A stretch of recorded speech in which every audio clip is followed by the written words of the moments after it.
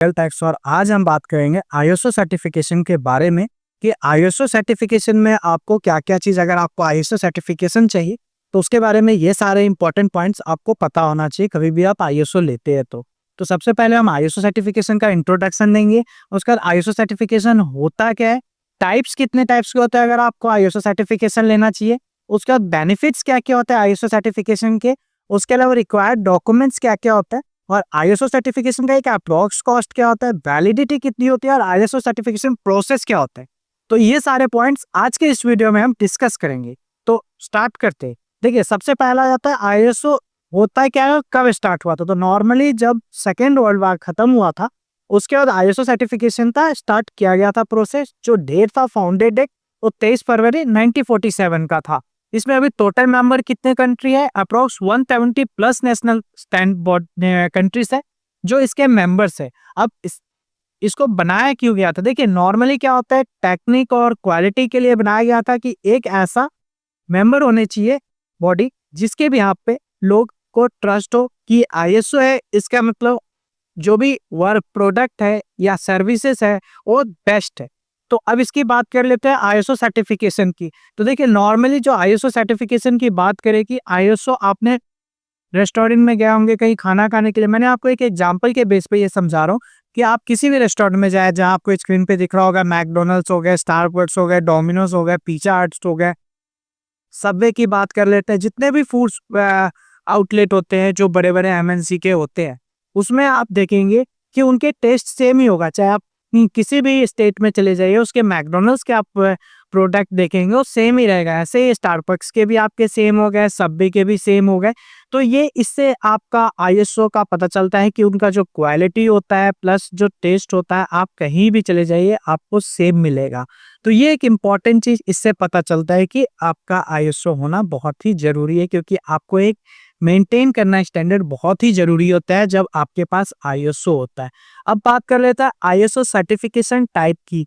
देखिए ISO certification बहुत ही ज्यादा डिफरेंट स्टैंडर्ड्स के होते हैं, लेकिन जो मेन होता है वो आईएसओ 9000 होता है, आईएसओ 14001 होता है, आईएसओ 27001 होता है, जो हर बिजनेसमैन के लिए बहुत ही इंपॉर्टेंट है।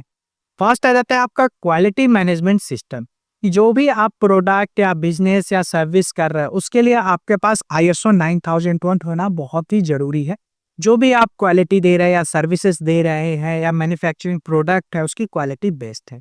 सेकेंड आता है आपका 14001 एनवायरमेंट मैनेजमेंट सिस्टम।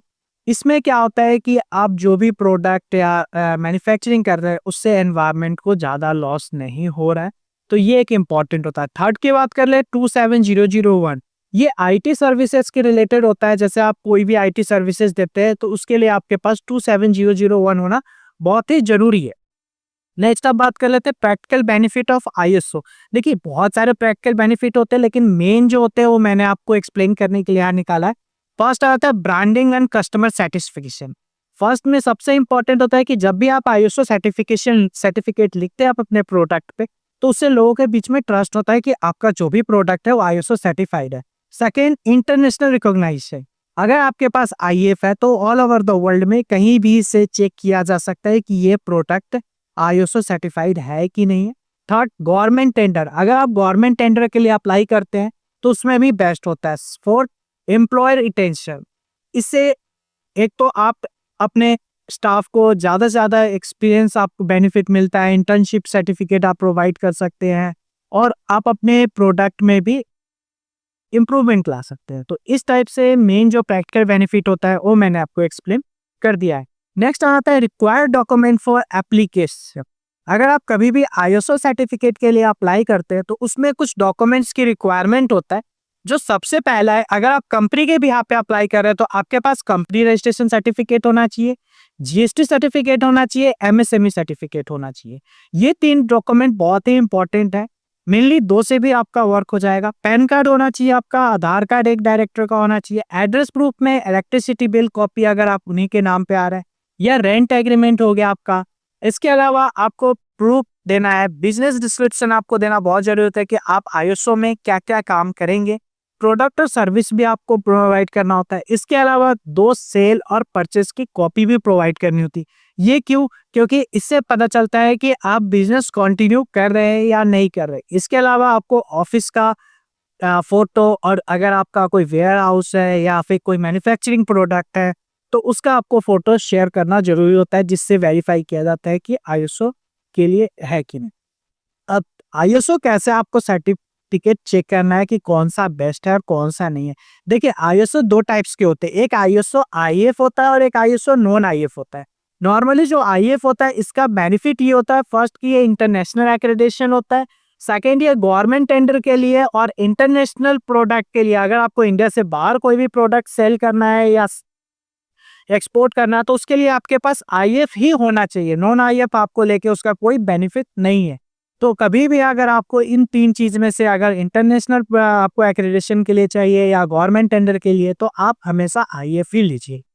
नेक्स्ट बात कर लेते हैं, कॉस्ट की बात कर लेते हैं। देखिए, जो नॉन आईएफ आईएसओ होता है वो अप्रोक्स जो स्टार्ट हो जाता है वो 1500 से लेके अप्रोक्स 5000 6000 तक का जाता है, और डिपेंड करता है आपको कौन सा स्टैंडर्ड चाहिए। आईएफ की बात करते हैं, ये स्टार्ट हो जाता है 2500 से लेके और 20000 25000 तक, डिपेंड करता है कि आपको कौन सा आईएसओ चाहिए। तो ये एक इम्पॉर्टेंट था, कभी भी आप अप्लाई करो। अब वैलिडिटी की बात कर लेते हैं। तो देखिए, 2 टाइप से वैलिडिटी चेक किया जाता है। एक होता है क्यूआर कोड, जो भी आपको आईएसओ दिया जाता है उस पे क्यूआर कोड होता है, उससे आप वेरीफाई कर सकते हैं कि जेन्युइन है कि नहीं। सेकेंड है ऑनलाइन वेरिफिकेशन। आप आईएफ के साइट पे भी जाके आप वेरीफाई कर सकते हैं कि आप प्रोडक्ट जो आपको आईएसओ सर्टिफिकेट मिला है वो वेरीफाई और शो कर रहा है कि नहीं है। तो ये भी इंपॉर्टेंट होता है कभी भी आप करवाते हैं तो। नेक्स्ट, आईएसओ सर्टिफिकेशन प्रोसेस के लिए। देखिए, प्रोसेस के लिए बहुत ही सिंपल प्रोसेस होता है। इसके लिए आप किसी हायर कर सकते हैं एजेंसी को, जो आपको आईएसओ सर्टिफिकेट प्रोवाइड कर सकता है। इसके लिए कुछ इंपॉर्टेंट चेक भी होता है, जो आपको रिव्यू किया जाता है कि ये डॉक्यूमेंट आपको प्रोवाइड करना और ये चीजें नहीं है। अगर आपको आईएसओ सर्टिफिकेशन चाहिए तो आप हमसे भी कंसर्न कर सकते हैं, हम भी आपको नॉमिनल कॉस्ट पे और बेस्ट सर्विस प्रोवाइड करेंगे।